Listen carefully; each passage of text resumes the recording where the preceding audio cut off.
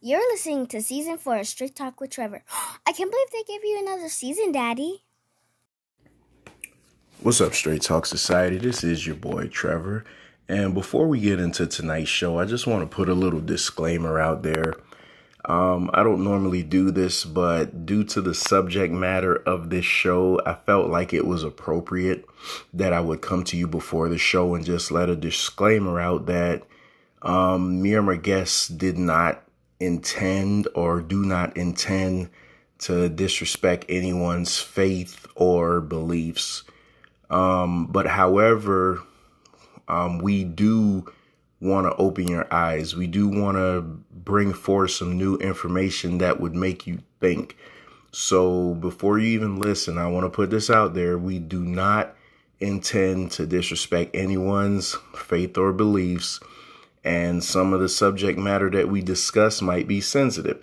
No, there's no bunch of cursing going on. No, there's no crazy sexual talk or anything like that. We are just taking what people all over the world believe and we are dissecting it.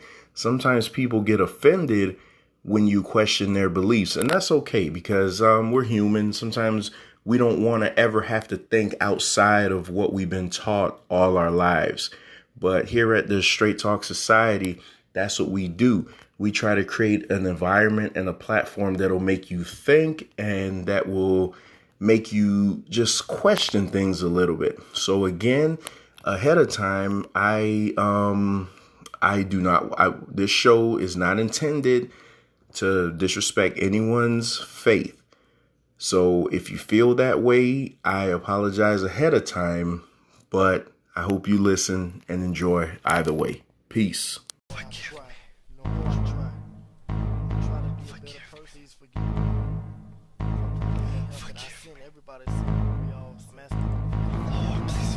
Lord, please forgive my sins.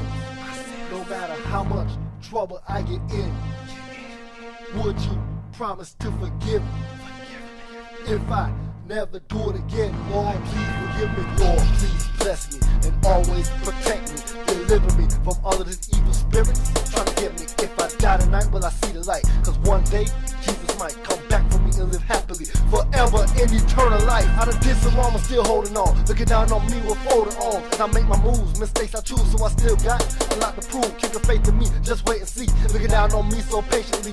You know that I'm perfect, you know that I'm worth it. I know you testing me on purpose. I try to stay calm, I know that I'm wrong, but sometimes I explode like a bomb. These people, they keep trying to change me, man. They don't like the way that you made me, corrupting my mind. Time after time, but don't put it on them. The blame is mine, I got a mind of my own. With rhymes of my own, my thoughts come from my heart, straight to my soul. Some question my pain, am I insane? They driving me crazy, they calling me strange, but you stay on my side till the day that I die. You keep me strong, ain't no need to cry. But sometimes I slip, sometimes I trip and commit sins. You don't forget, you won't forget, but will you forgive? Don't take my life, I wanna live. Lord, please forgive my sins.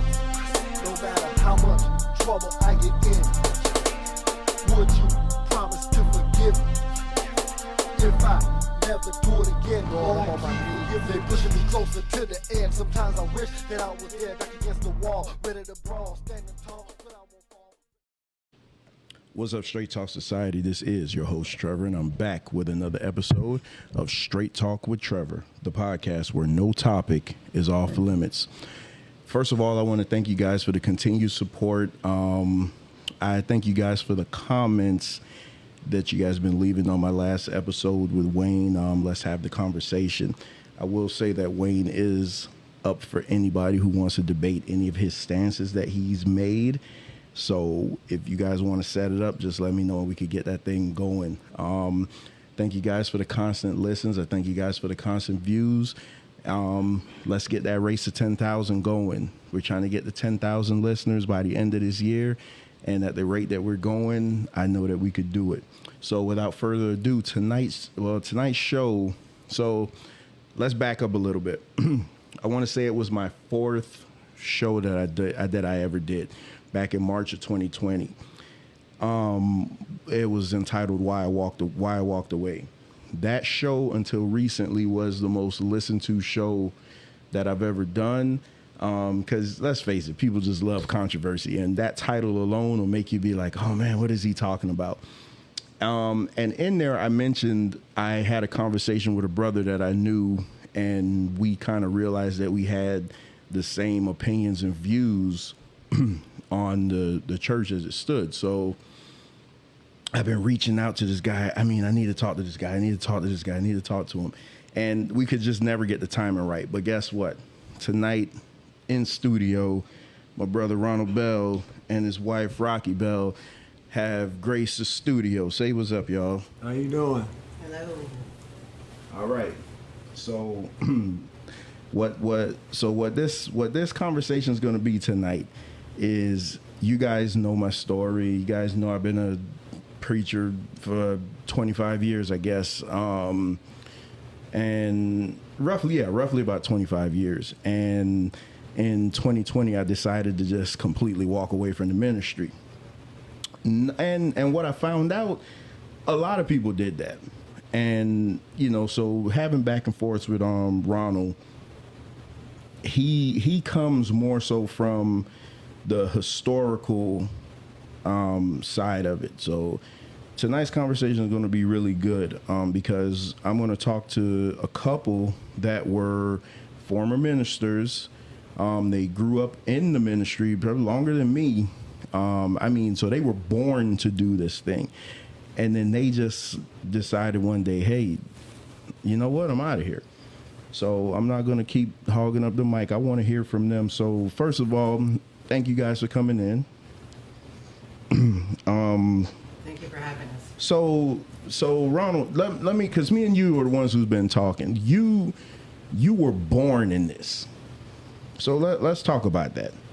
Yeah, I was born in it because my grandfather was a pastor. My father is a pastor. He's been a pastor for like 50 years. My uncle was a pastor. My uncles on my mother's side were pastors. So yeah, it was pretty much you were born into it. And so about how long you been in the ministry? Well, I mean, I guess you can say from birth. Because listen, my father preached, and he was everywhere. He took us everywhere. So I was a part of this thing for a very, very long time. But just give me a ballpark number. But me personally, I've been part of religion for about 20 years, roughly 20 years before I stopped. About 20 years. Yeah, before I just let religion go. And Rocky, what about you? I've been in the ministry to the point of understanding being converted. I started when I was 18, so I would say about 25 years. So about 25 years. Yeah, 20 Okay, so because I know my Christian listeners out there now are going to be like, why? Why now? What caused you? For me, it was just, I saw that in Christianity, it didn't line up with the book that they were supposed to be living by. That's my story. So what about you guys? Well, funny that you asked, because the thing is that one day me and my wife was at my mother-in-law's house, and we were sitting at the table, I believe, and we was looking at this book. She was looking at the book of facts. It was a book of facts, you know, any kind of fact you want to know about anything. And we came upon this understanding of Christmas. And, you know, I looked at it. But first, you know, when you look at these books of facts, some people think, well, you know, that might be fake. But, you know, a lot of people believe that Betsy Ross actually sewn the flag. But she didn't. Her grandson lied. Just so she can be in history. So now we understand how people and what people do based on their own circumstances and their own and their own understanding. So, but for me, one day when we found out about it, because when we looked at the book, it talked about the truth about Christmas, and it said it was Santenalia. So I looked at it, and she looked at me, and I'm like, what's that? So as we begin to research all of this stuff, we begin to see that It was a lie. It was a part of the Roman tradition to give out gifts during the winter solstice. That's what they call it, or the winter equinox. And it always lined up at the same, because most traditions, cultures, they celebrate either the winter equinox or the spring equinox. So devil's advocate though, so okay, people write wrong facts all the time. You spent over 20 years of your life in the church. You couldn't just look the other way. Well, you know what? That's the problem. That's the problem with Christianity. Period. Everybody just looks away and pretends like nothing ever happened. They do that in churches. They do that at church events. They do that in secular events where Christianity is being broadcast. So the thing is that everybody wants to look the other way. But you know, me being who I am, I couldn't look the other way. I was like, well, let's see what else is wrong. So one day, we're still doing our research. I came upon a book, and the book said the religious instruction of the Negro. My wife showed me the book. I looked at it, I was like, well, Rock, why would anybody want to write that book? Now, come to find out, the book was written by a plantation owner. He owned 3 plantations of slaves. He also wrote a second book called The Negro Christian. So in my mind, why, if this is supposed to be a spiritual thing, why is a white dude trying to instruct Negroes in spirituality? So I opened the book up, and the book said that they thought we were savages because we didn't speak their language, we didn't look like them, we did nothing like them, but they thought they were polite society. They thought what civilization was supposed to be, that's what they thought. And they thought our civilization was barbaric.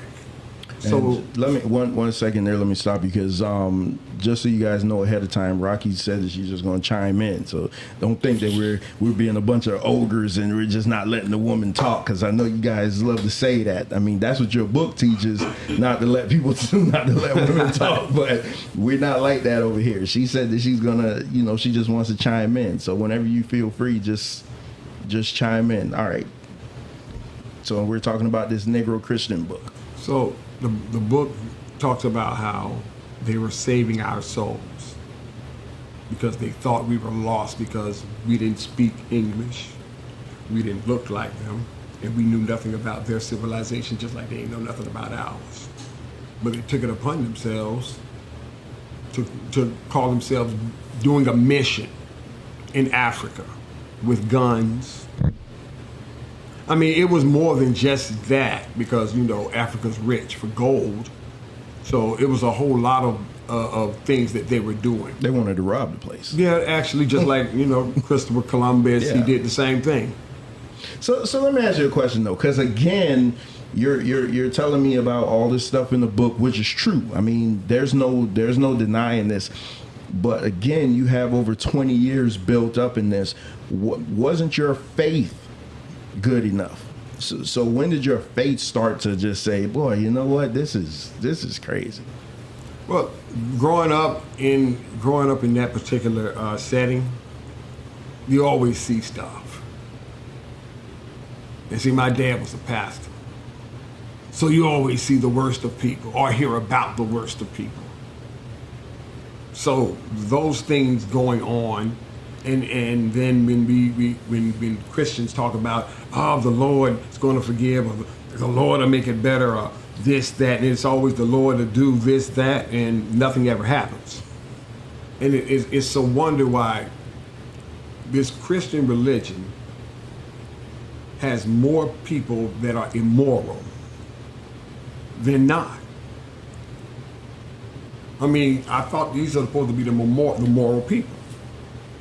Because that's what it was devised for. The Catholic Church devised it for moral purposes. That's one of their claims. So, and Rocky, this whole time you're along with them. Along where? Oh, you're along with him, like on this journey that he's going on. You're No. We have our own journeys. Oh, okay. Well, chime in. Let's know what happened with you, because again, okay. I think that one of the things is coming from the Pentecostal church is that the woman is always the amen corner, and that she's always going along with the husband, and she feels the same way. My journey and my husband's journey are two different journeys. My husband actually, I call him he's truly a born, not again, but he's a born Christian, because he came from it. He was born in it. I was not born in it. My father died when I was 7 once, and my father was not in the church like that. My father did not push for the church. If that was your thing, that was your thing. A lot of times in all the stories that I've heard, my father always talked about seeing the preachers at the dog track. So a lot of times the members at the church, that whatever that preacher preached, they took those numbers and took it to the highlight. All right. So understanding that my mom came more from a religious side and my father did not. Also on my father's side, my uncle, who at that time, he wanted to go to church. He did go to church, but he was unfortunately one of the ones that was molested during that time. So therefore, understanding that, my father stayed away from it. So once my father died, I had no other choice as a 7-year-old child is to go along with my mom. So my mom got involved with church.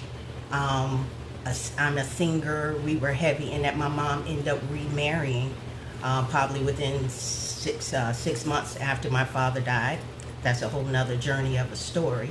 And once that, he became an elder. So I grew up now under the understanding is that now I'm supposed to have a different understanding, which I didn't know anything about God. God was not pushed when my father was alive. My father actually pushed Santa Claus because he was Santa Claus. Any type of concept or morals that was pushed, it was because we feared what Daddy was going to do, not what a God was going to do, because the understanding of God was not pushed. So therefore, after my father died, my mom gets married. Now I'm pushed in a bucket of what we call the religious understanding. And over time, it didn't always sit right with me, because it was to me, it felt like somebody was always trying to bully you, and it was always trying to tell you how you should be. My perception of things were different, but when I answer, let's say you ask a question and your answer is literally from your pure understanding, and you're told that is not correct because that's not what Jesus would do. So therefore, growing up, you had to learn what Jesus would do. Everything in your mind was what Jesus would do. So then being told that hell is real, and if you don't do this, you're going to go to hell, you're going to go to hell. So I end up calling myself and quote unquote getting saved when I hit the age of 18, and I was a senior. So I was literally trying to be saved from hell, even though it just felt like being surrounded by something that's just constantly like just antagonizing you, and you're always thinking someone is watching you. So you always have this fear, God is always watching, Jesus is always watching, this is what's going to happen. But over my years, it just wasn't as true to my heart as I thought it would be. And then as I began to ask, what is this Jesus thing? What do I really believe this? And that's when it started really, and it's like you're a heathen, you do this, you do that, you start trying things, you really start looking into things, and then you find out that, okay, why didn't Jesus save my daddy? Why didn't Jesus stop the shooting that was at my local school? Why didn't Jesus do this? And why is it that when we always call on God, we're calling and calling, and he's not answering? So that's when I really began to just I just played along with it. I went to church, and if you felt it, shit, I felt it too. And I did say shit. I felt it too. Hey, this is So, straight talk. You know this deal over yeah, on this side. at the end of the day, and then when you look over at somebody, and then you like, well, damn, didn't I just see them at the same club? I wasn't supposedly wasn't supposed to be, and you see the same people. So at the end of the day, it just wasn't a balance and harmony for me, and it wasn't real. So I often say, even today, especially now more than ever, when I see churches, especially online, I think it's the biggest like minstrel show in the world. It's just a big entertainment hub, and their music has to be right, and they just follow this script, and there's nothing about it that's allegedly supposed to be holy. Like, I even made the comment, and I stand by it. I don't know why any black person would still be going to the Christian church in 2022. I just don't understand it. You're like literally going there for motivation. So we all were preachers. we all were licensed preachers. And the thing about this show that I do is I'm always 100% honest on this show. There were times for me, and if it wasn't you guys, it's fine. But I say for me, there were times for me, even with my licensed, ordained self, I just felt like it was a bunch of bullshit. Like it was just a scam for me. It was like I literally could tell you, even today, I could turn on any church and I could tell you exactly what they're going to do. It's like I could tell you how that service is going to go. I could tell you who's going to allegedly shout. I could tell you who's going to talk in tongues. It just felt like a scam, man. And I was like, you know what? I'm tired of lying to myself more than anything.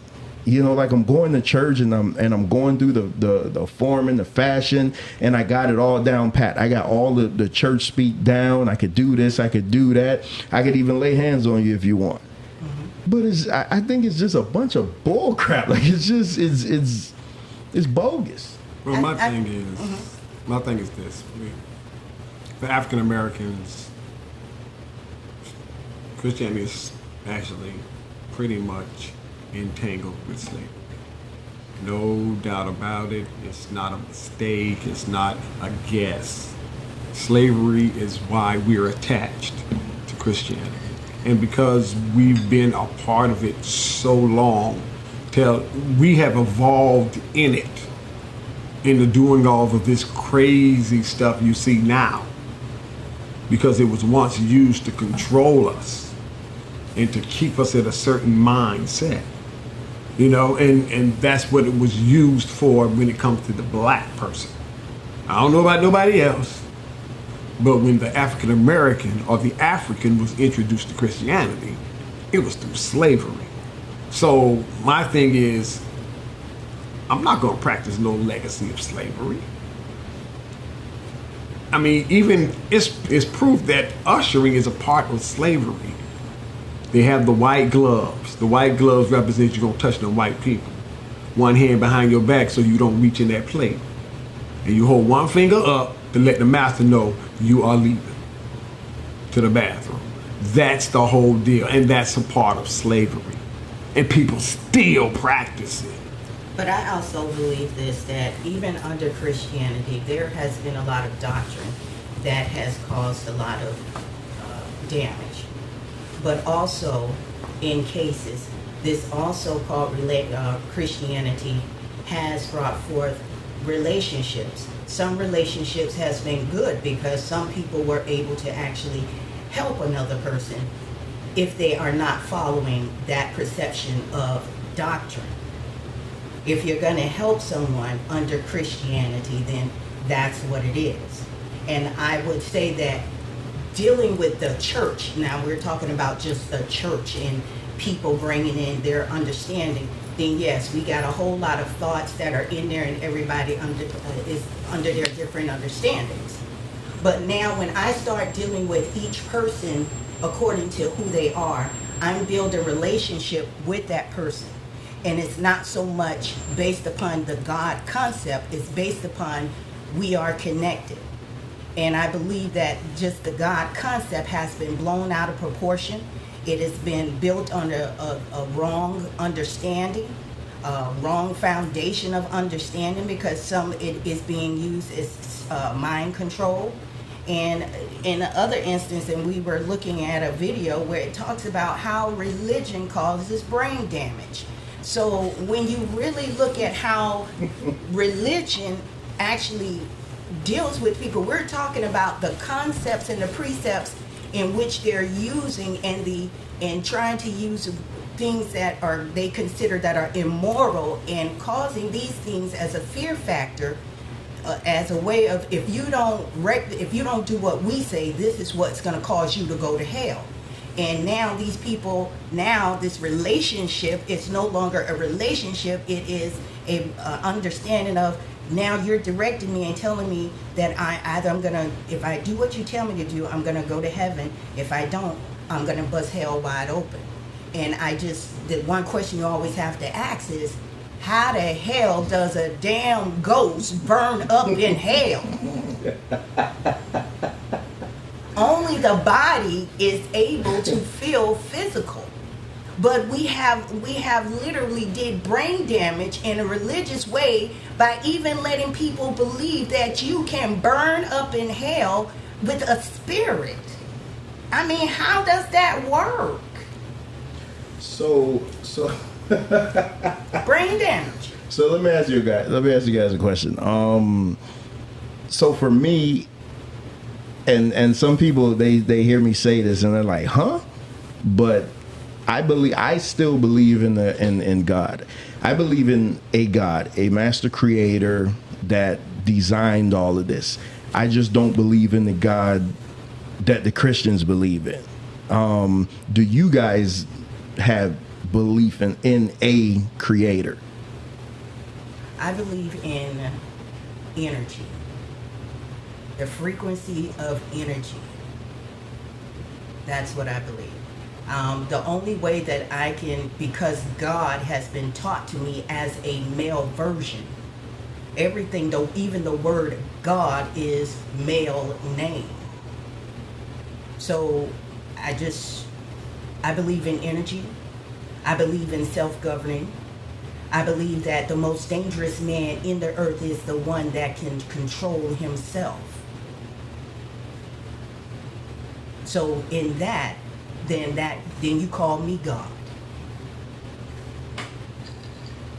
Well, in my last show that I did, I got a lot of heat because I often say that the black woman is the closest thing to earth, is the closest thing to God on earth. So I do believe that we possess God-like ability. Every woman, if she can not lay an egg, my bad. If she can have a baby, because we just got through Easter, for a long time, I literally believe in it. It might sound stupid, but I know I'm not the only one. Growing up thinking that a damn rabbit lays a damn egg. Just like I always thought that Jesus' father was God, and there was no way in hell that Joseph was his daddy. So, okay, so again now, you're hearing this from 20 some years. 3 preachers with over 20 plus years in the ministry, and I know we aren't the only ones sitting in the ministry. Like, man, is this stuff really real? Because my question is always, how come the Bible is the only historical book that can't be proven outside of itself? Like, there's nothing to prove the Bible outside of the Bible. Like, I can go find any Egyptian text, I could go find anything else and back it up with archaeological findings and historical data and stuff. But when it comes to the book that's supposed to govern us and supposed to teach us how to live and how we're supposed to be as human beings and this and that, if you don't die, you're going to hell and blah, blah, blah, blah, blah, blah, blah, blah, blah. You cannot prove it outside of itself. Like, I have a problem with that, man. Like, I have a problem with that. Well, there's a lot of feedback, not feedback, but there's a lot of literature and information out there that shows that even when it comes down to the Ark of the Covenant, that this originally was going on, the Ark of the contract was actually Egyptian, that was adopted by the Jewish or the Hebrews 1,000 years later. So it does, that's not, listen, everything in that Bible they have taken from some other ancient understanding. You got Egyptians, you got all of that. There's a book that talks about the Aquarian Gospel that talks about the journey of this Jesus Christ, who's also known as Yeshua. Because no one can ever answer from the time that he got lost in the temple at the age of 12 until he came back, and all of a sudden he's magnificently, with all this power. Nobody knows where he was. He was in the wilderness, then he should have died. I mean, I don't understand. But literally, even when I did my own research, and that's what I want to make sure everybody understands, you have to do your own research. But when you look at the traditions, even of his kind, of the Hebrews, they all had to go through a bar mitzvah. So when he was in this temple, there's a lot of information that is missing that they don't tell you about from their Bible. But there is that whole thing. He went through a bar mitzvah. So that means that he had to prepare to be married. They had to go and find a wife. So how is it that all of a sudden their traditions is no longer worth following because they want to present something different with him being a virgin? To me, that's an insult. You're saying that the man can't even have sex. How is Jesus gonna tell me how to be in a relationship when he ain't never had no relationship? Unless he had some relationship with the disciples. So at the end of the day, when you tell me that I should follow your doctrine and understanding, no, I have my own mind. That's what we all have. We all have our own mind, and we all should know what we understand should be true to us, not to anyone else. So at the end of the day, again, if Jesus never had any sexual relations, how in the hell he gonna tell me about how to be in my relationship and tell me about what I need to be when he ain't never touched a thing? How he gonna do it? And then remember, they always reference him as the groom coming back for the bride, and the bride is supposed to be the church. Yeah, but some of them are men. So you tell me, I mean, and I'm not being disrespectful and trying to be facetious with what I'm saying, but literally, you have to open up your eyes and really begin to think that, okay, why is it that we're always answering to an absentee God? I mean, again, why wasn't he there when all of these people coming over being enslaved? They're God, they're saying they're missionaries and they're doing this for the work of God, but yet and still you're having sex with these other people, you're demeaning them, you're taking away from you took them away from their own land, you separate them from their own children, which a lot of times this same stuff go on in the church today, where their children are being separated from the adults, and what's happening is that you're putting them in a whole nother section to my brother so and so, and who gonna be over them, and they molesting children.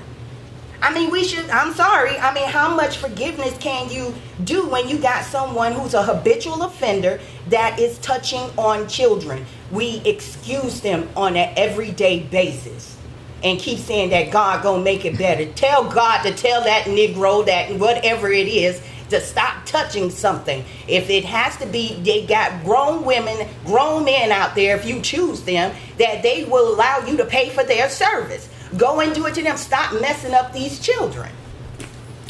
And remember now, she's the one that didn't really want to say too much. Exactly. All right, Ronald, I see you inching, I see you inching up to the mic. What you gotta say?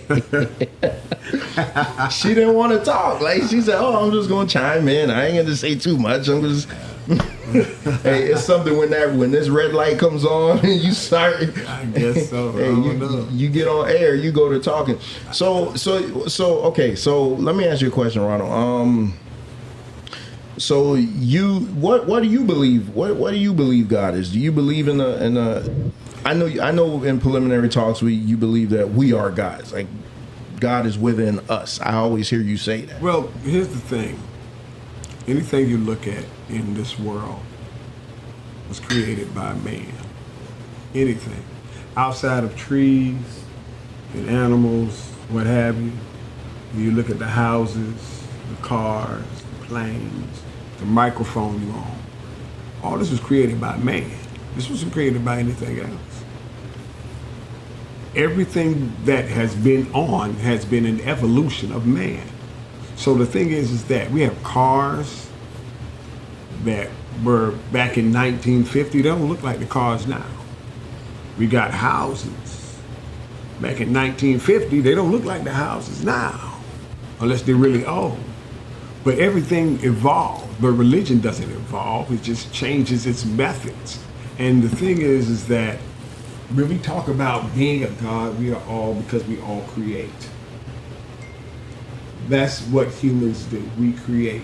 Whether we create in our lives or whether we're creating in somebody else's life, we're always creating something.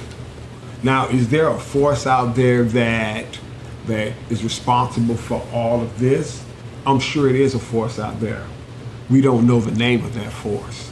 We don't even know what that force is. We have never seen that force. But yet you have men that make it up because they don't know what it is. But men have always done that. Men used to celebrate the sun because they didn't know the sun, they just knew it was powerful. They celebrate the wind because it was powerful. They had no real way of deviating the wind or manipulating it. So it was powerful. So it becomes a god to them. So this is how these things come, through tribal understandings. And tribal understandings that have been passed on. Now, when it comes to the Romans, they were barbaric people that didn't have anything. So they had to adopt from everybody else to define Rome. So what do you believe? What do I believe? I believe there's a force, but we don't know who that force is. We don't know. The force doesn't have a sex. The force doesn't have a name. And when we put a name on it, we're only giving it human qualities. Well, it's had human qualities from the beginning. Yeah, when you look dude. at the Bible, it always, the God in the Bible does show bias. He also is okay with rape, and he also instructs others to say, hey, go and kill all the people, the women and the children in that valley, because I am God. So at the end of the day, again, I mean, who really would serve a God that actually has this bias and promotes death among children? And then on top of that, again, when we fast forward until now, God is that same God. He never changed. He's still letting the same shit happen. I mean, it hasn't changed. We're still dying. I mean, it's still what it is. So again, yes, sir, I felt that one. Yes, he's the same today and yesterday, because he has not done any goddamn thing when it comes to the black community and our black men dying and everything that's happening. Yes, again, he has not done anything. And you keep sitting up there paying your tithe and an offering to a program that yet and still, again, you still bearing your children quite faster than any other culture. Ladies and gentlemen, I am going to just take my headphones off because I knew that this was going to end up going this way. This is the Straight Talk Society season 4, and I told you I am bringing you like top-notch quality content. If you want that baby, let's talk about Moses on the mountain type bullcrap, that this isn't the show for that. We're gonna break it down like intelligent adults, and we are gonna question everything. We could talk about Moses because Moses also was smoking cannabis, but nobody is breaking down Genesis like that. You can break down Genesis and find out about cannabis and everything else that have gone down the line that has been demonized over time, and witchcraft and everything else. We can go there, my brother. So let me ask you a question.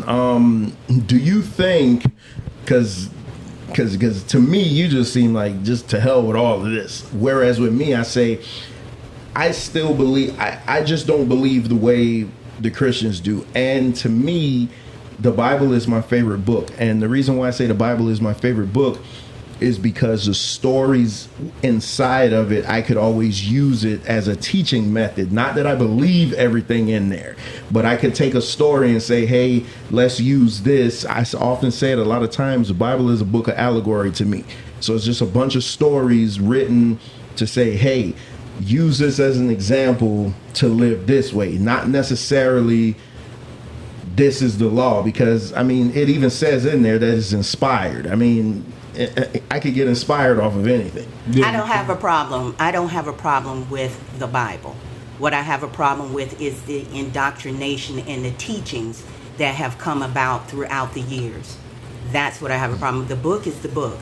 And therefore, the only way that you're going to understand and know what's in there that's fit for you is by reading. But a lot of times people don't read. They just go on what we call the oral understanding. And it goes all the way back to when we started in slavery, where you only get the one person to orally speak to the slaves, and the slaves had their own Bible, but it was always taught orally. I think that's where preachers came from. What, oral? No, that particular setting of when they would teach one black young male how to read the Bible so that he can be able to instruct other people. And I think that's where that came from. Because, I mean, that was crazy because it continues on today. One guy get up there and tell you what he read about the Bible, and then everybody else calling themselves evangelists because they read about a book.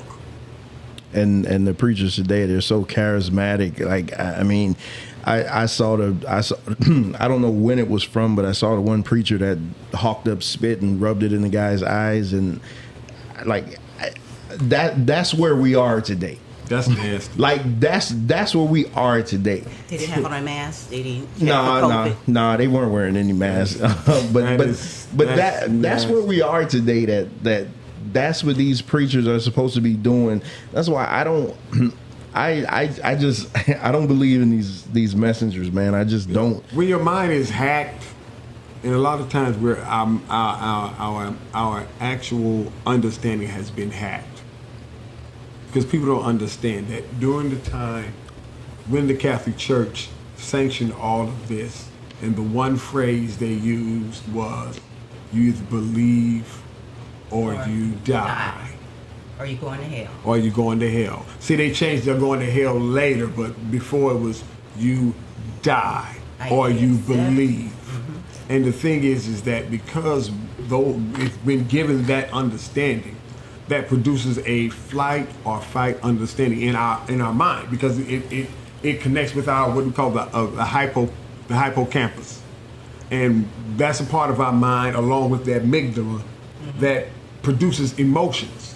So when you feel something, you act on it, or you hear something, you act on it. So now, because our brains are trained to actually protect us, so when we hear something that is not like Christian or not like this or not like, we automatically respond physically. Yeah. That's why Christians do what they do, because you've been hijacked mentally. And it's actually is because people don't understand that it actually hijacks, because what it does, it tricks your self-preservation to think that in that moment in time that you're living for, or it's a self-preservation moment. They can be very aggressive. Flight or fight. And the thing is that it ain't even that serious, let alone true. So we walk around trying to avoid a hell, and meanwhile, we're hurting our mind. We've been hijacked because there's always going to be an emotional response to it. You know what I'm saying? It's just like a child getting beat all the time. There's going to be an emotional response to it. But see, that's the psychological part of religion. So what do you say to the person that'll say, okay, so you're saying that I can't prove what I believe in, but you can't prove it either. Like, you can't prove the other way, that it doesn't exist. Well, here's the thing. When you want to talk about existing, if your God existed, then evil would not. You both can't exist in the same time, in the same space. Because if good is here, evil can't be there. But it's evil everywhere. Nobody stopped Putin from killing anybody. Nobody stopped Jim Crow. Nobody stopped slavery. Nobody stopped Attila the Hun. Nobody stopped Genghis Khan. Nobody stopped the Christian Muslims from fighting and killing each other over a God that don't exist in their Bible. Nobody stopped them. Nobody said, hey, don't do that, because if you do, you're going to kill a lot of people. A lot of people died because of this religion. I want to read a scripture for you. Isaiah 45:7. Out of the King James, it says, I form the light and create darkness. I make peace and create evil. I, the Lord, do all these things. So they'll tell you, oh, it was written by a Greek, man. But they'll tell you, they'll be like, oh, see, you said that evil and good can't exist on the same plane, but here it is in the Bible. It's telling you that God said, I create good and I create evil. Well, you know what? You know what? This is what I'm going to say. If you believe that they are equal, then man, we talk about the duality of man, because the duality of man is we're both good and evil. I'm actually going to be doing a show on that. But later. Christianity tells you that they're outside of you. Christianity tells you it's outside of you.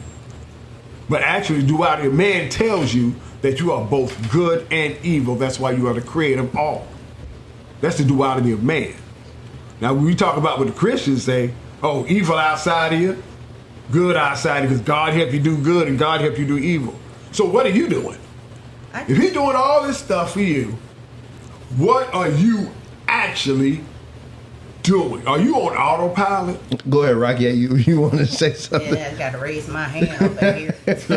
Go ahead. Well, first, I want to say this. Have you ever took time to actually, when you go and buy your King James Bible, I personally went and bought a 1611, which they don't sell anymore. You literally have to go online and order it. Because that's the one with the Apocrypha in there. Yeah. But when you, any Bible, do you read the beginning of it where it gives you the whole of how it began? No. And well, in the King James, it literally personalizes and says that it was created for his subjects. So I can't understand how a book that was created for his subjects become now the book of our lives, unless we are now King James subjects. Because he's making a lot of money. And then when you actually look at it, you ask the question, where is this money going to?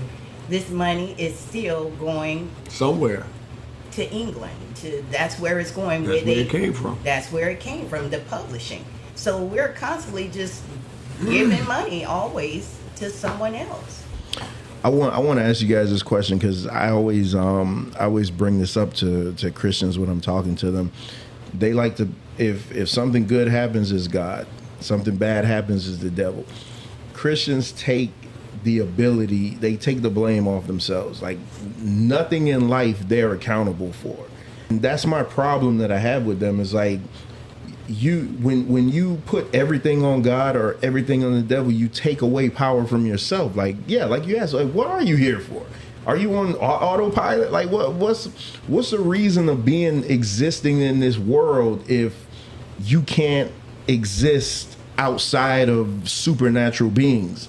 Like, everything you do is controlled by a good force or evil force.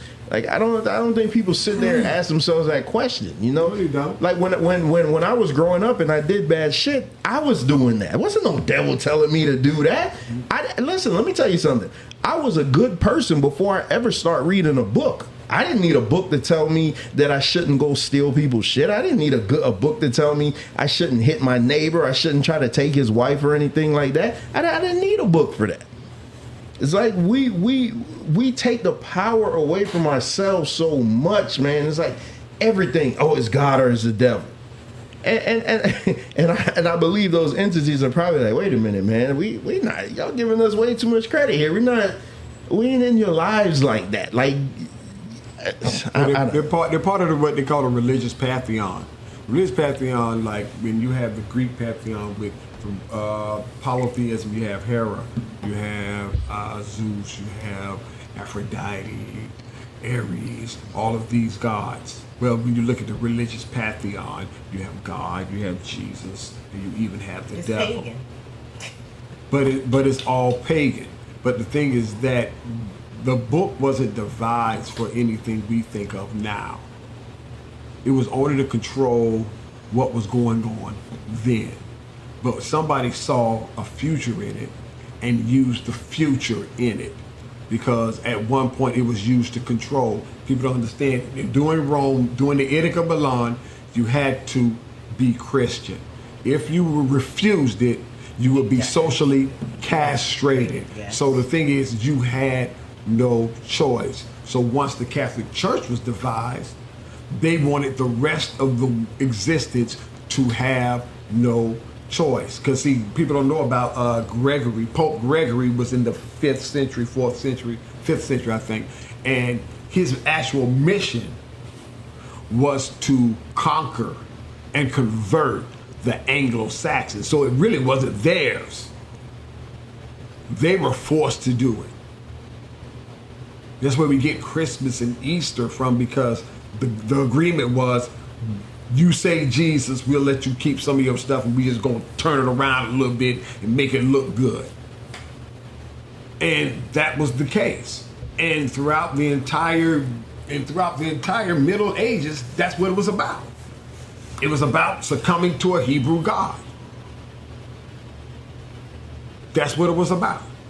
Why do you think so many of our people, and this show is Black First, why do you think so many of our black people are so easily drawn into this, versus why is it so hard for us to say, okay, screw Christianity, why not take up Islam, or why not follow the ancestors, or why do we draw ourselves to this Catholic, this Greek, this Roman religion? Everybody that comes here and born here in these United States, they are going to be introduced to Christianity. You have no choice. It does not matter.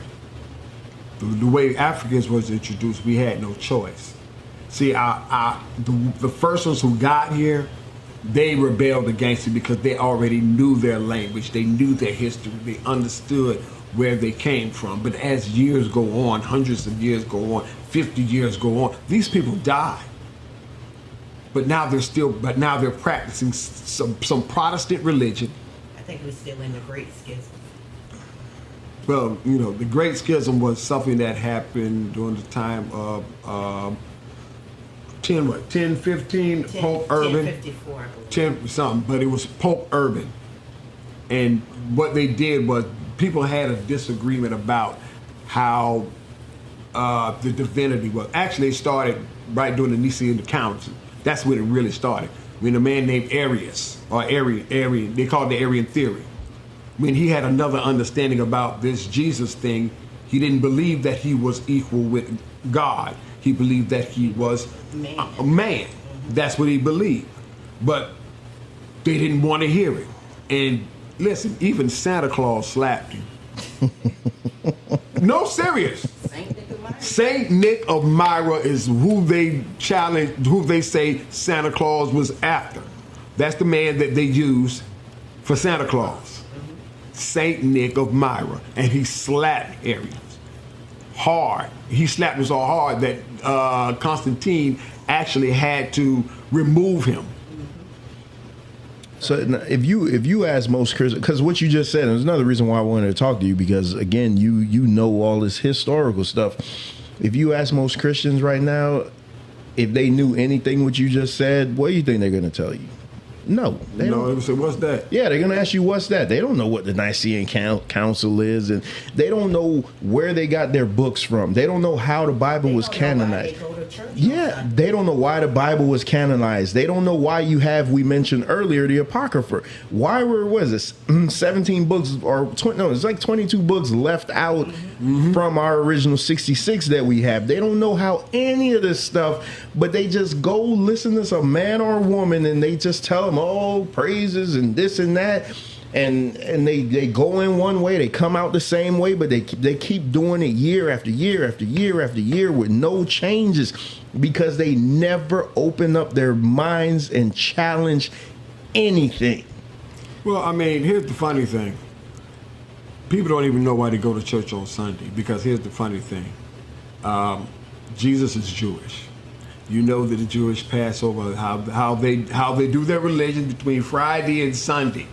Between Friday, early Sunday morning, late Saturday night. That's how they do things. That's how Seventh-day Adventists do their things. The same way. Now, this is Christianity, named after this guy that they were supposedly following. But yet, worship is on Sunday. Why is that? Because the Romans chose Sunday, because it's a part of Solar Victus. It's a part of their day. They worship the sun god. Because they worship the sun god, that was going to be in there. You're not going to get out of that.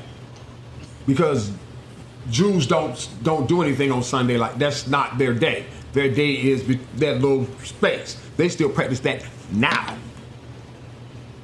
We like, what, 3,000 years in? And they still practice that right now. But everybody in Christianity go to church on Sunday, but they don't know why. It's because Constantine said that that is the day, because Romans love their sun god, and he was always on Sunday. I think the best sales are actually advertised on Sundays, because they know that the black people gonna be in church. Hey, you know what? All the events that happen on Sunday. And guess what? Where you gonna be at? Girl, I'm gonna be in church. Child. And you know what the funny thing is about The that? whole day. I remember those times. Now, I would say this, that growing up in the church that I grew up in is what gave me this retardation that I had initially from religion. However, once I broke away from that, and I learned all that I was supposed to learn. But any church that I actually came a part of after the fact, they did not harm me. I literally was able to see what I would call what we would call normal service or normal people at certain times, because I believe that we came from a background in a history where you were in this chamber. This is all you understand, and you're restricted at every aspect of understanding who you are. Church all the time. Learning and growing up that you always supposed to follow this Jesus and understand, and everything you're trying to be like him and be like this and be like that, you never know who you are. You even really never find out who your parents are, because your parents are too busy trying to display a Jesus, so you really never know who your parents are. Then you wonder, and just like you asked the question, why is it that people blame God? Because I believe that's a two-way thing. There were some that may have used that same way to say that we're not doing this to you, but God is doing it to you. And then those of us on the other side feel like that God wants this to happen, because I'm always protected by him, and if he allowed it, then it's supposed to be. And it literally it sickens me, because we don't get a chance to really live our lives, and we don't allow our children to live outside of that prison, because we continue to groom them in that prison. And again, it's not the Bible. It is the doctrine. It is the teaching that we are constantly put under as African Americans. Again, it's not the Bible. The Bible is clear. The Bible is what it is. It's how you accept it and perceive it for yourself. And that's balance and harmony. If you feel that this God in the Bible gives you balance and harmony, and you're not harming anyone else, then hey, do what you do, because that's what balances you. But for you to say that because I don't look at it the same way as you and say that I'm wrong, that's where you're wrong. And with that, I'm going to take a pause for the cause. We'll be right back after these short commercial messages. If you haven't heard about Anchor, it's the easiest way to make a podcast. Let me explain.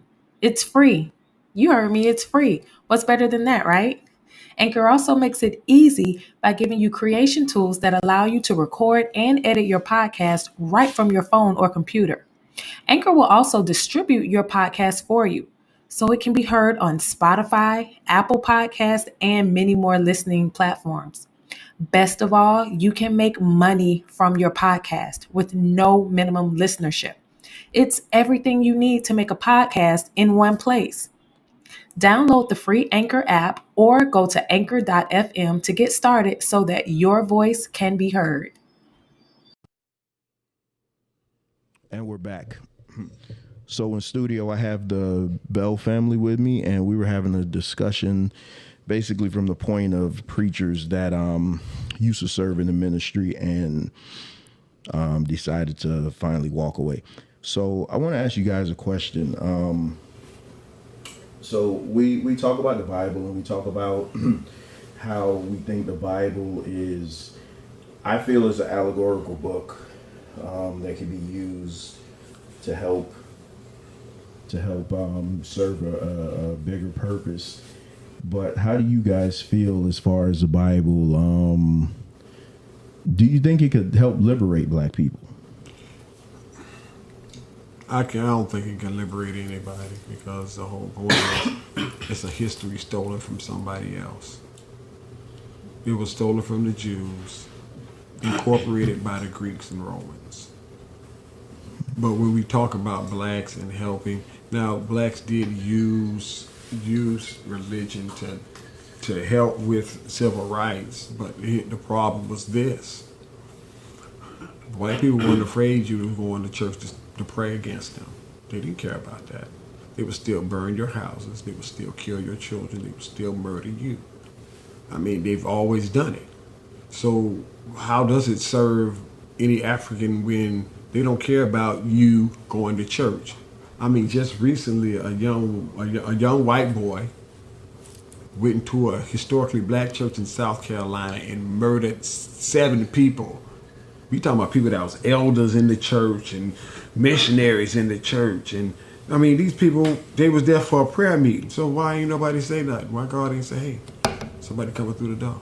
They'll tell you that was God's will For them to get murdered? But really? But again, that's how they justify everything. So some crazy ass white boy walks into a church, blows everybody's brains out, and then instead of them being like, man, let's fuck this white boy and let's have his head, they'll say, oh no, it was God's will. And those people are in a better place now. And here, the bad thing about it is that the cops that arrested him, they took him to McDonald's like he did a good job. So you tell me, how does it benefit black folks when the same people who introduced you to Christianity are still using it to hurt you, still using it as a weapon? They already know you. They already know who you are. They already know what you do because they sketched you out. I saw a movie one time. It had Danny Glover and another guy in it, and Danny Glover was playing a convict, and so a white boy escaped from prison. Girlfriend got him out. So they get to that part. White boy get to drop him at the house. So the white boy take him in the back. White girl got the rest of the family because he got a wife and some children. So the white girl say, hey, do y'all believe in God? Then she paused and say, wait, y'all black. When I heard that, I looked at my wife. I was like, did she really say that? Is that like you're a dog so we know you eat dog food? Or you're a cat so we know you're going to scratch? Or we know you do that because that's what y'all do? I'm an individual. You can't predict who I am, but that's what they've already done to us. Well, I say this, when it comes to your question about how does it affect blacks, I believe that, again, it's the indoctrination and the teachings that hurt us. It is not the book itself. It is not the book. I believe that even as I do study the Tao Te Ching, and I also study and read a lot of other books to get a better understanding. And a lot of times I come back to remembering scriptures that actually is saying the same exact thing as something that is being said from a famous writer that we've listened to or have heard their writings before. So at the end of the day, it is based upon how you understand it. If you're reading the Bible so that you can control others or to make yourself bigger in your organization, then that is what you're using it for.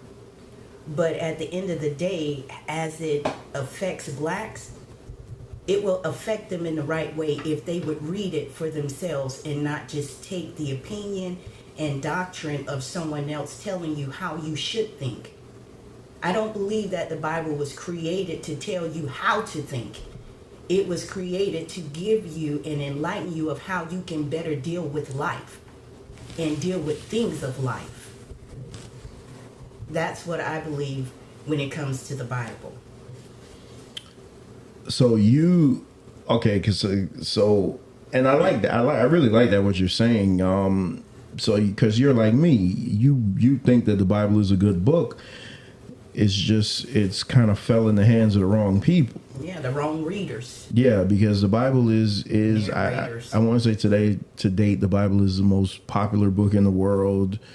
It should be. It was forced on everybody. Listen, it's not popular by because it just happened. It was forced on everybody on the earth. It wasn't a bestseller because somebody said, "Oh man, this is a It good book." wasn't. It didn't happen like that, right? It was literally forced on every and anybody. It didn't matter. So, I mean, yes, the best it's got to be because that's years of forcing people. Christianity is the American way. Listen, well, that was the Protestants' way because, that was the Catholics' way. I want to read another scripture to you. Ephesians 6:5. It says, "Slaves, obey your earthly masters with respect and fear." Don't read that, bro. Please don't read that. Listen, slaves, obey your earthly masters with respect and fear and with sincerity of heart, just as you would obey Christ. Do not do that. I hate that so bad. That is horrible because my goodness, man. Dude, that was the one biblical scripture they used on Africans for a long time. That's why Christianity ain't really that good because we ain't know nothing else. I mean, we couldn't read English. We had to learn to read English. That wasn't our language. That was their language. And then when we find out, then you like, you got a dude in front of you telling you, "Oh yeah, you guys got to obey the master because that's what the Bible says and we all Christians." I'm like, really, dude? But here's the funny thing about this whole thing, this racism and all this stuff. If the white Christians would actually stand up, all this stuff would actually disappear. Well, They're the ones that don't say anything. I guess that's that cold day in hell that we'll never see, just like them souls burning. But it's true. If they would march against everything, because imagine how many white churches there are. If all them white and most these people are Christian or identify with Christianity. And if they would say, okay, you know what? Let's scratch this race stuff and let's go do the right thing. Listen, it would actually change. But because the white Christian ain't gonna change because they're behind all of this. Because, the Klansmen, the Klansmen always love to say, "Oh, we're white Christians. Oh, we're Christians. That's what they say. We're Christians. Oh, we're the good, white, pure Christians." There you go. This is a Christian nation, but meanwhile, we'll hang your ass in the back of your black. We'll hang you in the back of the yard. Hang your black ass in the back of the yard, and hang your mama right next to you. But we're Christians. But we're Christian. Hey, Django, I got you on. And that's the bad thing, because when you look at this whole religion, you got the black people on one side, you got the white people on the other side. The black people don't say nothing about the white people. They don't even talk about how they don't stand up in a Christian fashion. They don't say anything. They just don't say anything to each other. It's like, okay, the black's gonna go to a black Christian heaven and the white will go to a white Christian heaven. That stuff is like nonsense. These people use Christianity to do what they do. And I mean, it's horrible because Lyndon B. Johnson, even with the Voting Act of 1965, I was on Facebook, talking with somebody, agitating them, and first thing this dude said to me was, go take your black ass home and vote Democrat and go to church. I was like, his man don't even know me, but he said two things that black people do: vote Democrat and go to church. And eat chicken. And this man don't even know me. Hey, watch that. Lay off the chicken. Chicken fly. Well, why would this dude don't know me just blurt out stuff that black people normally do? Because we were scripted to do that. That's what I think. So okay. So do you think we could? Okay, so religion aside, Christianity aside, all the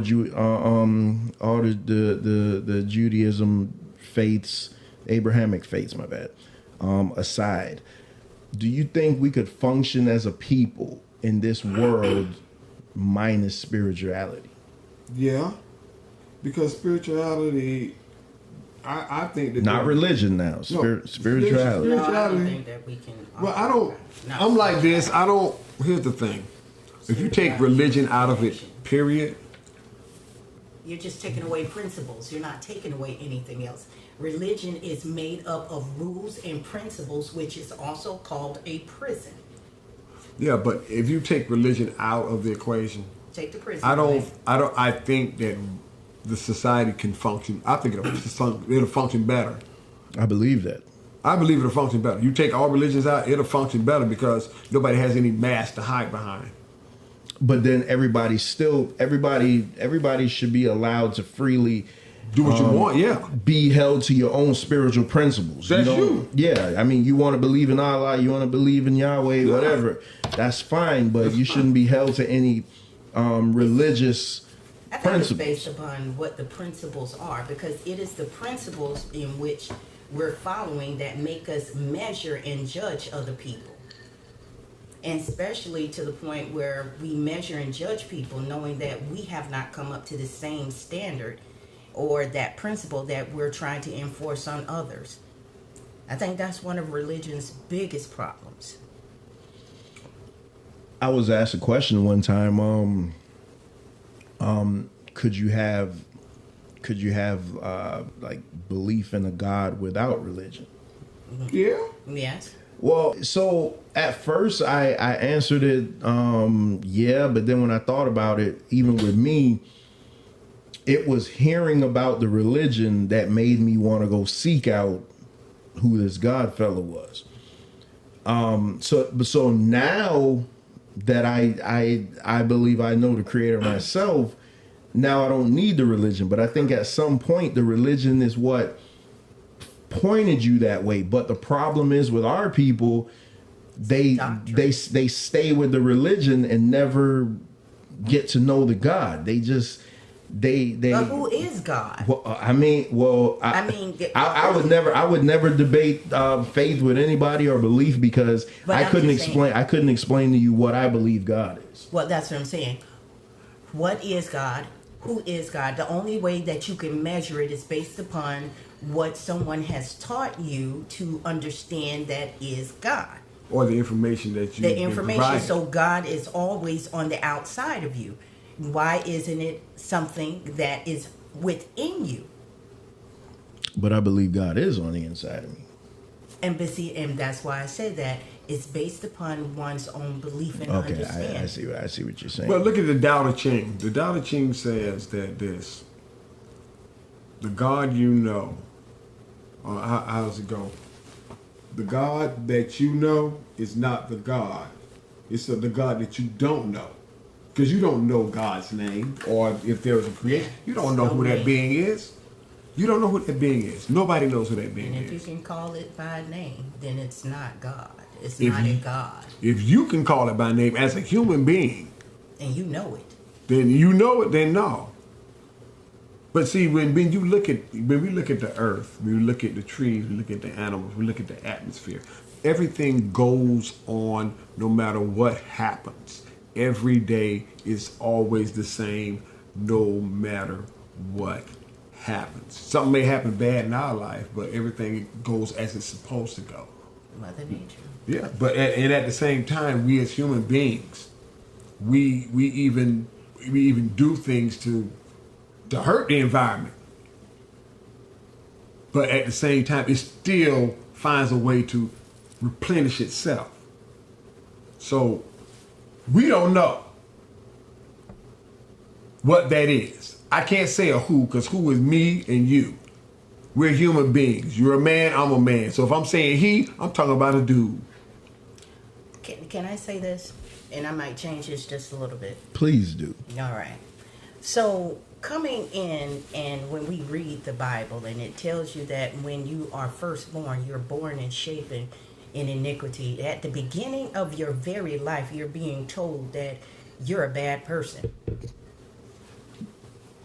So at the end of the day, again, who would want to serve in a religion or serve a God that tells you that the time that you're supposed to be a beautiful bouncing baby boy or girl, that you ain't nothing but, there's nothing good about you? Then why in the hell do you tell us to go and create and make after our own likeness? But you still tell us that every time that we bring this precious thing is that it's something's wrong with it. Shaping in iniquity is... So you literally take away the value. And I believe that is what take away from your own understanding of believing what you should believe to manifest and create that which you should have in this life and create your own experience. And I believe that is what Christianity takes away. It takes away your own experience of being able to determine, touch, feel, and when you die, because we all will die. But when you die, you'll be able to take with you all of the precious memories that you've created. But if every memory that you've created has something to do with you going to hell and always serving somebody else, I'm sorry. I would be one of those lower level spirit people that never cross over and wait here to try to pounce on everybody that I can, if I could, and provoke them and try to make them do something different. Because again, we're never allowed to be free from the time that we're born, especially under the Christian understanding, being raised and taught in a black home, single parent or not, but told that from the beginning you're shapen in iniquity. It's nothing good about you. But yet and still, we're the ones that dying. White people are born and shapen in iniquity, but I don't see where they're suffering as much as the blacks. But shaping in iniquity, but God is he's helping them. They got it to where they're not even living like us. They don't have to encounter. Their credit is already a good credit because they're not shaping in iniquity the same way that we are. I don't understand. Maybe there's a different shaping in iniquity that we just don't know about. My goodness. So I'm gonna leave it at that, because I know we only got enough time. You're gonna have to call the bells back. Yeah, well, My goodness, man. I understand what she's saying, because here's the thing. Like she said, when you look at how we live and how they live, how other people live, we live a whole different reality. And I think Christians just ignore that. You actually live a different reality than other people. This is America. Everybody should actually have a understanding of the same dream. You don't have that. But you go to church every Sunday. Shaping in iniquity still. Every Sunday. I know white people probably don't even worry about their son going down the street, driving late at night, I got 2 sons.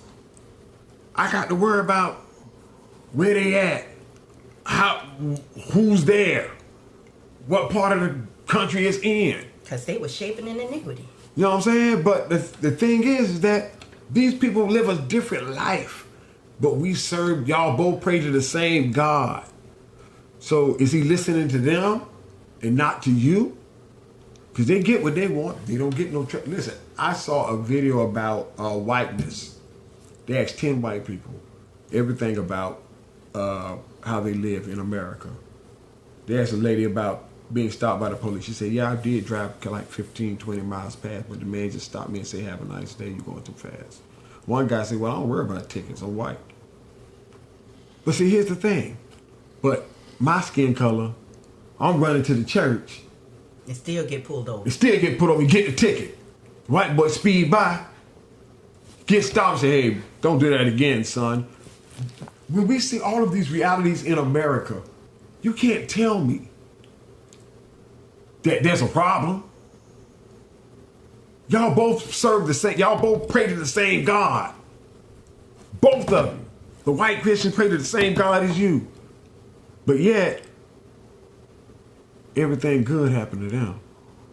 And every problem happened to you. They put a black girl up there for vice president, and Breonna Taylor still got murdered and found no justice, and nothing was said.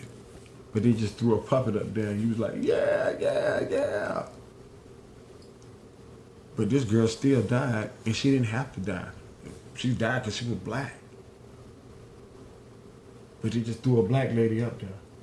No, she didn't have to die because she was black. There was some circumstances around that. Yeah, but you know that black really put it. Yeah, they Now, really wanted now that. you're beginning to. You sound like the Protestants now.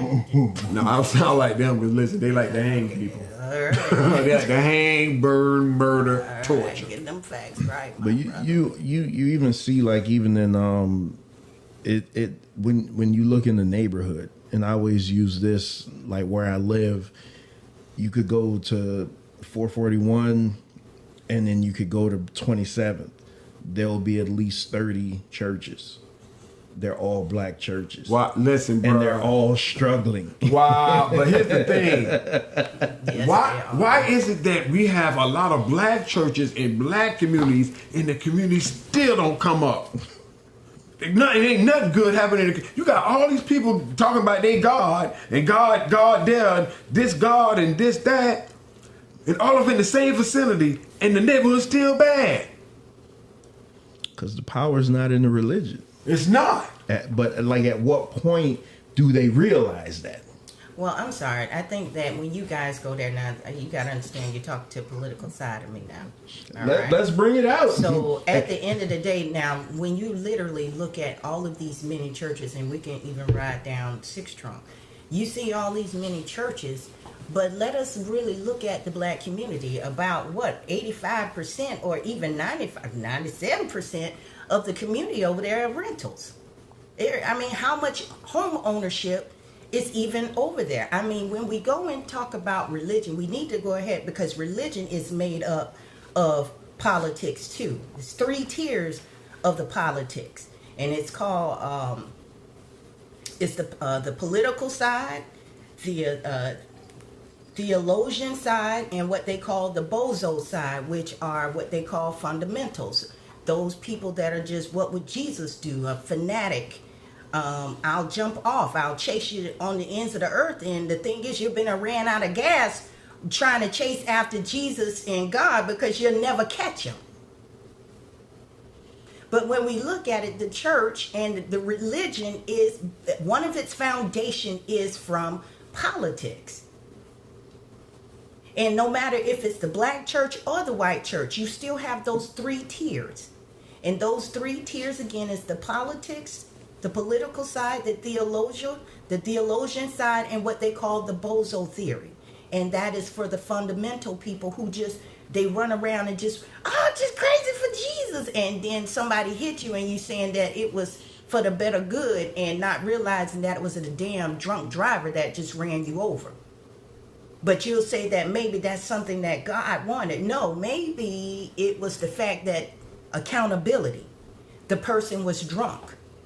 Accountability. A lot of things that happen in the downfall of the church has been based upon someone else. Accountability.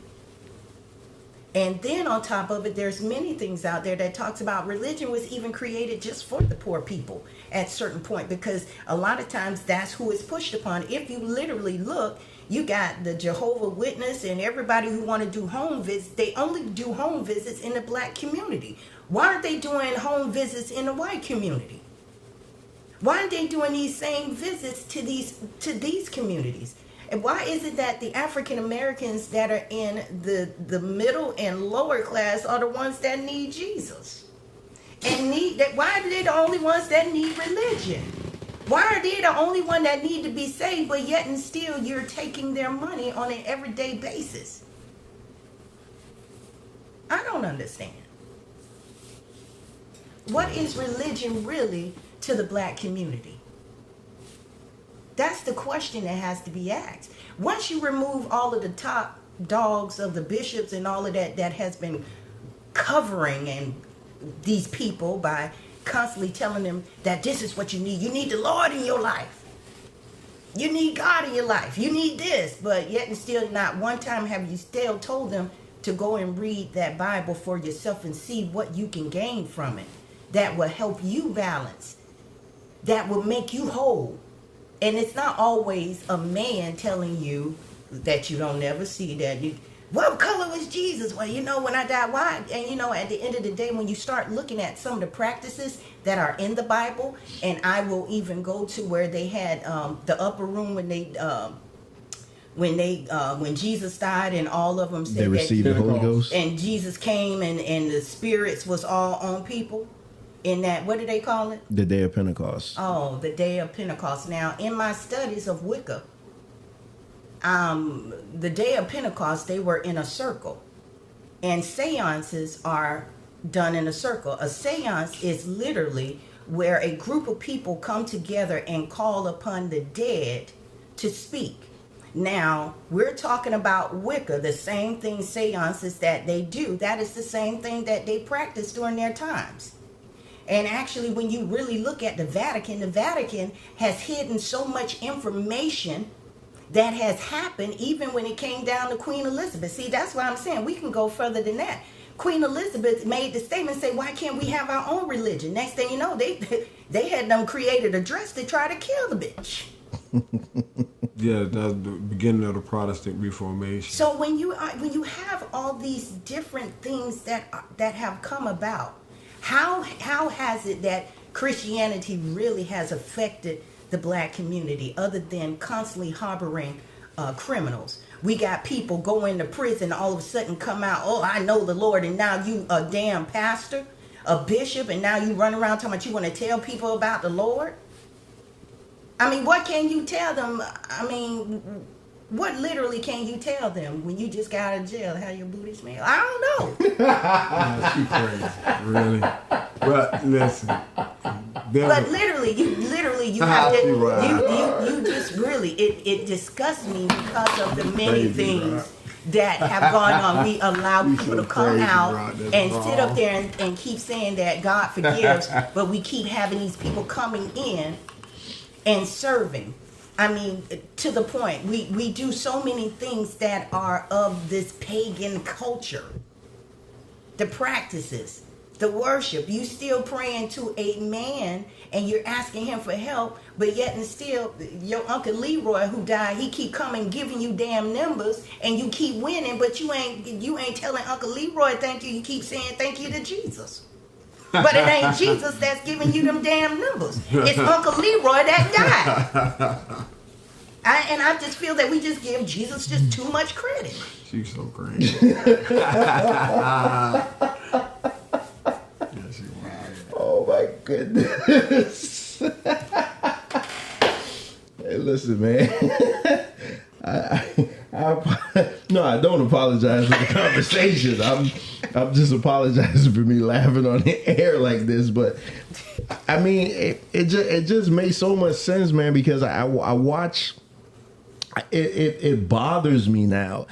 It pains me to see these people going to these services week after week, giving their hard-earned money to these ministries, and like they aren't reaping anything, man. I mean, like, you're going to church 20, 30, 40 years, giving money to these churches, and you aren't getting a damn thing from it. It's like at what point does somebody just say, you know what, enough is enough? Just stop. Let's just cut the bullshit. Let's cut it out. Just stop it. And I've always said that I think COVID, I think COVID, it took a lot of people out, but I think as far as it realigned the church, because it came through and made them shut their doors. And people realized that's what was the eye opener for us. Mm-hmm. We realized, like, man, like, we literally been wasting 3 hours of our life every Sunday. Like, we legit, I'm like, seriously, like I wake up every morning on a Sunday. I go to something where I had to put on a performance to get a bunch of people to jump and shout, and it's like I feel like I'm working. Mm-hmm. Like me as the minister shouldn't have to work so hard to get people to prime. I shouldn't have to pump and prime people to praise their alleged God that they love so much. And then we realized sitting back like, man, literally they would bring the word forth in like 30 minutes, and I'm like, and we'd go about our day. I'm like, so why were we doing this for so many years? Because we've been conditioned and trained to just, oh man, you gotta go to church. It's the same scriptures. You gotta go to church. Same books. It's the same story. Every time you bring in a different preacher, pastor, or somebody, they doing the same story. And you talk about, yeah. Listen, what was different from the last person that said something? Yeah, nothing changed. I done heard so many variations of David. I don't even know. So many variations. Listen, I even read and literally looked into even the thing about David and Jonathan.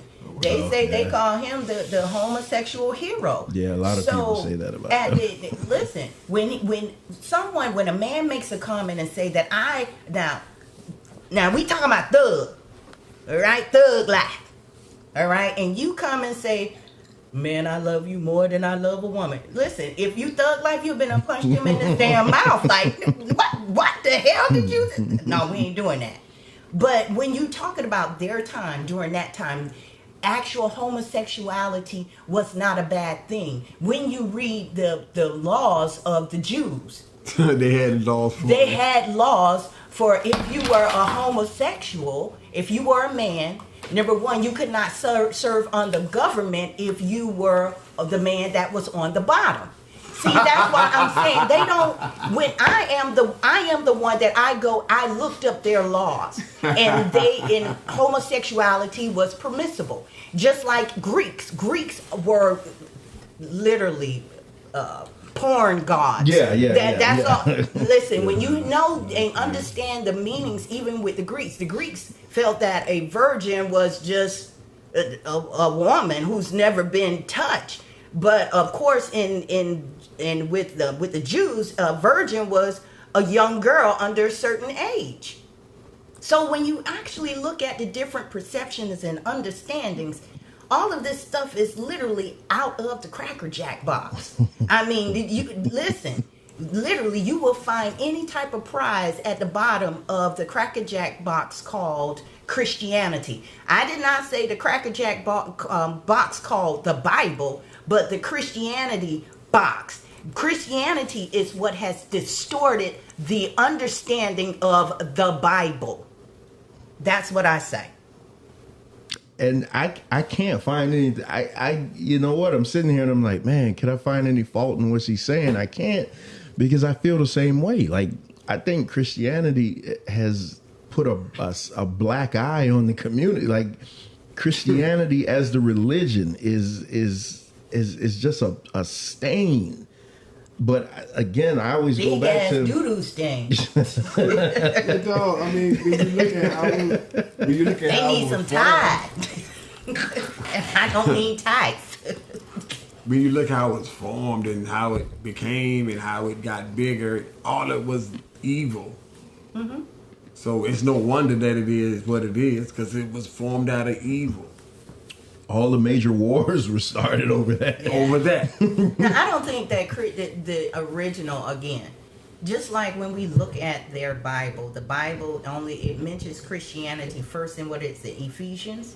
Galatians. No, it calls them Christians. The word Christianity has never been. That's what I was not their word. The Christians. The word Christian. Yeah, it said they were first called Christians at Antioch. Yeah, in Acts. So the thing is, who said that they were Christians? The people that's how you identify people. And Christians was a derogatory. It was meant to be a derogatory term. I really don't believe that the word Christian came up until that book literally was written. I don't believe that the word Christian was there. How would they even create the word Christian and knowing that that's not even Jesus Christ's last name. I mean, you're literally, if you're saying Jesus the Christ, where did the Christ come from? That is something later on down the road that was labeled to him. And that's why I say at the end of the day, each era in which this life, this journey has gone on, when we talk about religion, each era is different in way they understand and perceived it. Well, I mean, I know that the word God really didn't appear until like the 6th century Codex, Christian Codex. That's when the word God appeared through a Germanic understanding. So, because, the Germans had to understand about great Odin, their god is Odin. So that's what they did before they turned to Christianity. So let me, because I always think this, like, what, before we had the Bible, like, what were the people living by before that? They didn't need this book to govern them. Well, the first century Christians, they really mixed everything with the Roman religion. It was a mix, the first century Christians. But see, they did have something that they used to use. They used what they called the Apostles' Creed. Not created by the apostles. None of them cats created that. They probably don't even know nothing about it. They ain't even heard about it.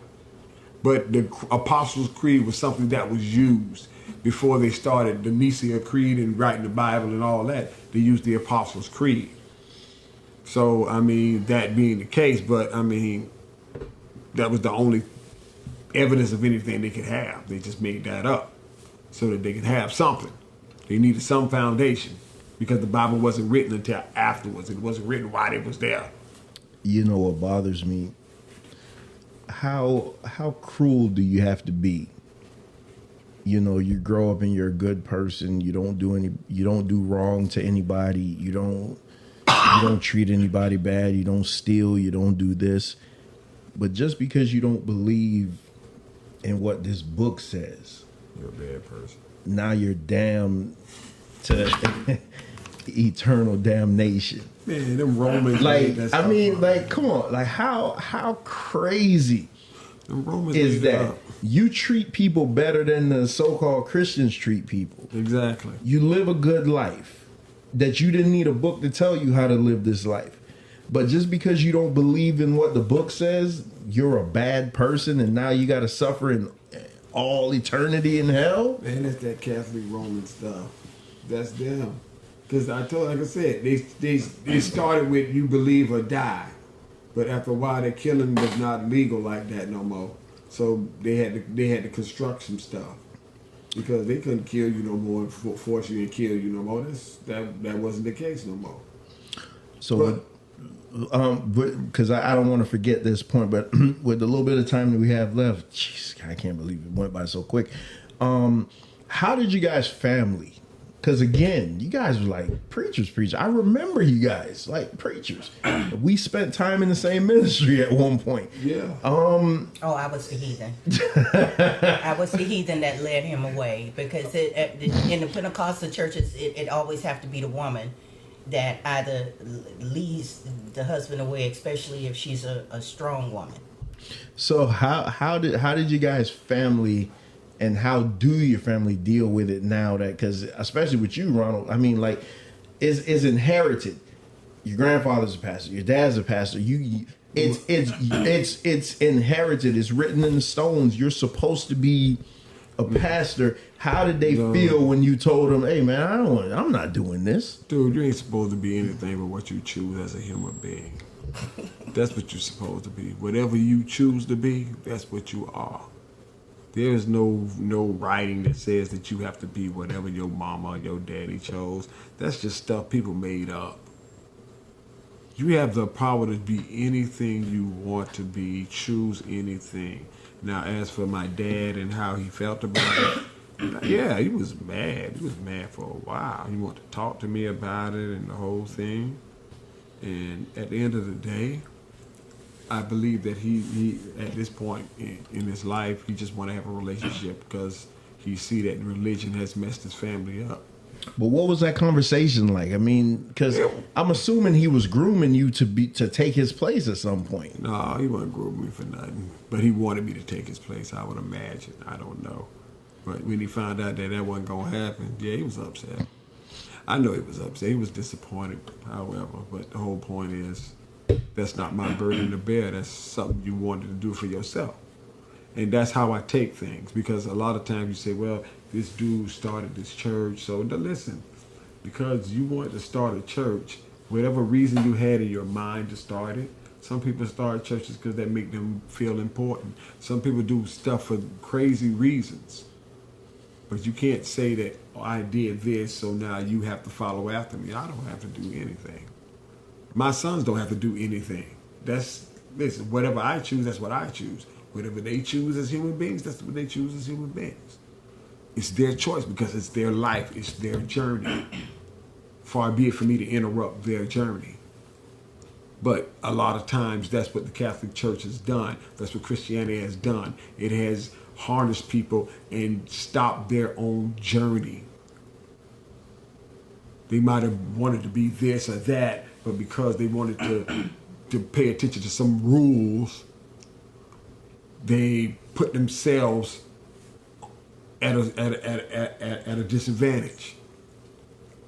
Because people don't understand that kind of stuff. It actually captivates you, but it only captivates you because we've been groomed to do it. We've been colonized to do it. We've been doctrinized to do these things. So when people say, oh yeah, you're supposed to know, I'm not supposed to do anything but what I want to do. Whatever I do is what I do. But some have also created. And when I say created, some have had children for that purpose to continue on their work. And to me, that's not fair to the children. You create them with your own purpose in mind. And it's wrong. It's like, okay, what was the purpose of you and your wife having your little girl? She was hot and sexy. That's why he wasn't thinking about no car. He was thinking about her. I was trying to jump on that. he sat there and looked at that woman and said, "Oh yeah, that's what I want to do." But I mean, but understanding the purpose of creation, and literally, when I look at our 3 children, and I literally look at it, when I got pregnant with my first child, it was 30 days after we were married, and I got pregnant. And here it is. It's like, okay, you make a child and you don't know why, and then it's like, oh God has put this beautiful baby in you. But when you really look at it, do you look at we look at our sons, our children now, that we can tell what I've deposited into them in the making and what their father has deposited into them in the making, so that when something happens, guess what? We as the parents can relate to the child and tell the child, this is what was going on. This is why you're having this, and this is why you can get past this, because you as the parent know what the child is going through. How is it that someone else can come and tell your child about who they are and who they should be and what they should be acting like if they're not the parent? I mean, because you're not going to get the only things that actually affect your life is your environment and your heredity. Whatever your genetic code is and wherever you grew up. Those are the things that influence you as a human being. And if you never know your father, but you know your mother, you're going to see things that are about your mom that you really know. But there, the side of you that's your father, and you're driven by this. You might have this drive to be a gardener. You might have this. You might do this. And you know that didn't come from your mom. But when you get it and it's like, dang, I'm into this. I really can. That's your father. That is the very person, even though you don't know them. But guess what? When you meet someone who does gardening, you'll be able to relate to them because of what you found out about yourself, even in the absence of the father. That's where I believe the community comes in, and that's when others come in and they help you define yourself. But they help you to define yourself for who you are already, not trying to create you to be who they are. Man. So, because I mean we're already over. Yeah, we're already closing in on that 2-hour mark. You guys got any parting words? Anything you want to say related to the people? Last drive home. Ronald is available for anybody who wants to debate him, especially on that Trinity. I would love to have that on this platform. Longest Saint Nick ain't coming in here trying to slap nobody. You want Saint Nick to come slap me. Boy. If he comes, this Saint Nick or Myra come slap me, we gonna have to fight. Yeah, Santa. So you guys got any parting words? Well, I just want to say, listen, a lot of times people say, well, you know, Bible this, the Bible that. Here's the funny thing. There's a portion in the Bible, there's a scripture that says that once you receive the Spirit, no man needs to teach you. But I bet you no pastor don't talk about that one. Because that'll take away from their money. Say, listen, the Bible always says, listen, once you receive Spirit, no man don't need to teach you. But now then you come to the question, who's doing the judging on whether you receive the Spirit or not? See? And at the same time, it's going to always be a man. Well, my parting words would be that which makes you whole and keeps harmony in your life. That is what you keep hold to. And you don't let anyone take away that particular joy, happiness of understanding of oneself. You can't expect to for someone else to make you happy when you don't know what makes you happy as an individual. And I'm sorry, but this God theory is not the answer when you don't even know how to communicate and deal with your own children. When you don't know how to communicate with your own siblings. When you don't know how to communicate and have a relationship with others.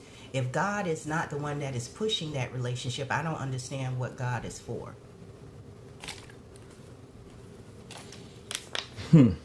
And just for anybody who wanted to know, that's 1 John 2:27. It says, but the anointing which ye hath received of him abideth in you, and ye need not that any man teach you, but as the same anointing teacheth you all things, and is true. I want to say to my guests, thank you so much for coming in.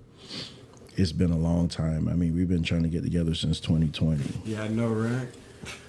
And I knew this conversation was going to be great because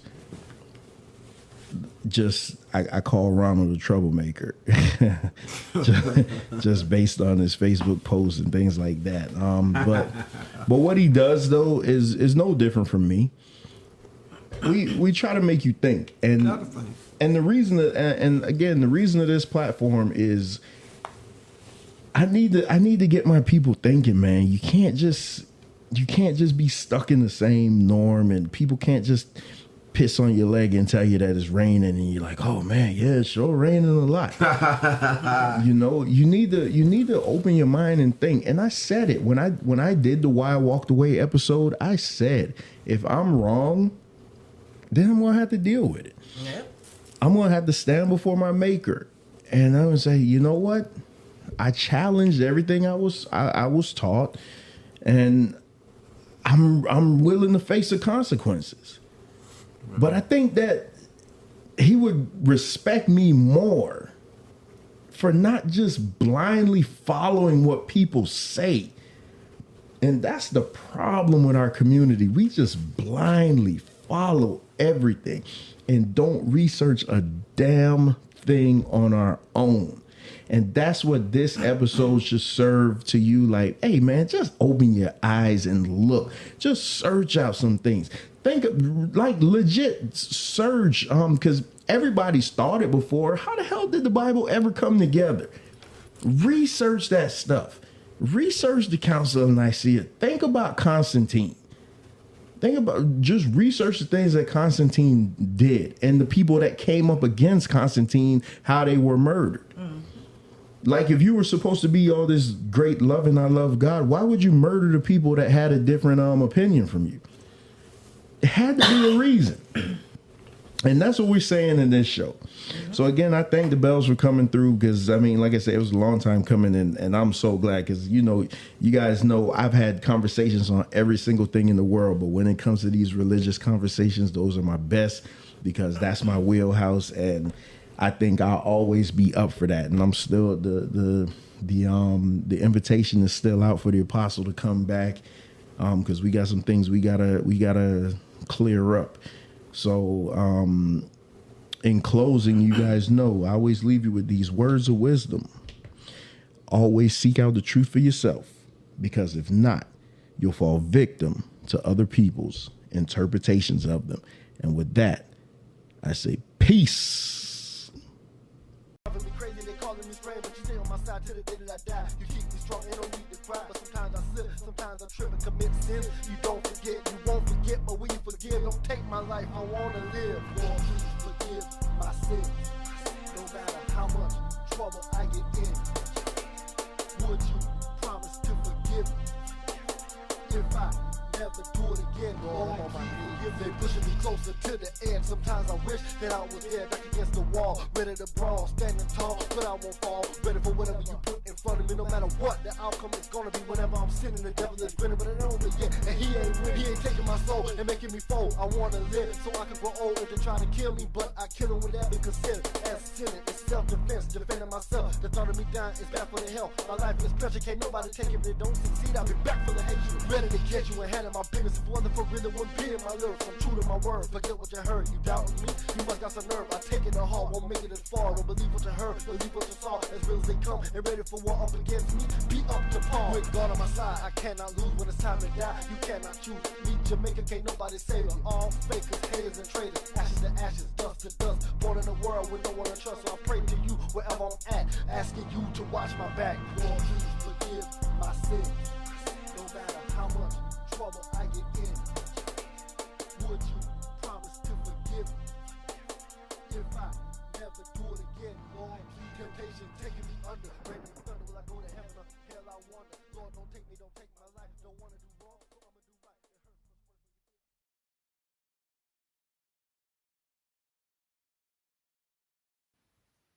more. If you can't get enough of Straight Talk with Trevor, be sure to like our Facebook page. You'll get page-only exclusives like links to early shows and behind-the-scenes video footage. You can also participate in polls that might shape future shows. The best thing about our Facebook page is that's where you can get in direct contact with Trevor. You can also leave show topics, reviews, or even request to be a guest on the show. Again, like us on Facebook, and thank you for your continued support.